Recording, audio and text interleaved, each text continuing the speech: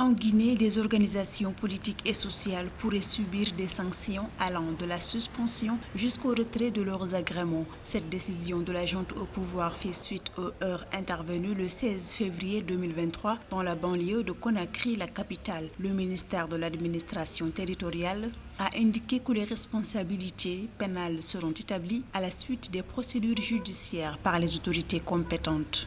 Cette menace, elle était là depuis le début parce qu'il y avait des soupçons qui pesaient sur le CNRD de vouloir dissoudre les forces politiques les plus représentatives, à savoir l'UFDJ de Cellou Dalein Diallo. Donc je pense que ce sera une décision extrême. Le CNRD doit éviter aujourd'hui de verser dans des positions radicales parce que la radicalisation n'est pas de nature aujourd'hui à favoriser certainement une transition apaisée. C'est à la junte aujourd'hui d'œuvrer surtout qu'elle le dit et ne cesse de le clamer, qu'elle ne prendra pas part aux futures élections et qu'elle n'aura aucun candidat. Le FNDC, Front National pour la défense de la Constitution, avait appelé à une marche pacifique pour réclamer la libération de ces trois responsables et de tous les autres prisonniers politiques, ainsi qu'un retour rapide des civils au pouvoir. Cette manifestation non autorisée a fini en une violente confrontation entre forces de sécurité et protestataires. Selon le FNDC, au moins 2 personnes ont perdu la vie, 58 blessés par balle, au moment où le gouvernement de transition guinéen fait état d'un bilan de 28 blessés, dont 20 agents des forces de l'ordre.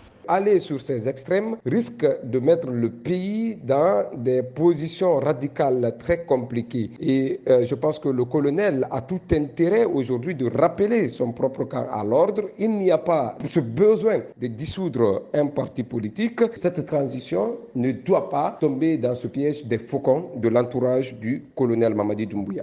La suspension de ces partis en Guinée vient s'ajouter à l'interdiction des manifestations décrétées par la junte en 2022 et la dissolution du FNDC. Selon des observateurs, ces événements pourraient détériorer la situation politique dans ce pays en crise depuis plus d'une décennie.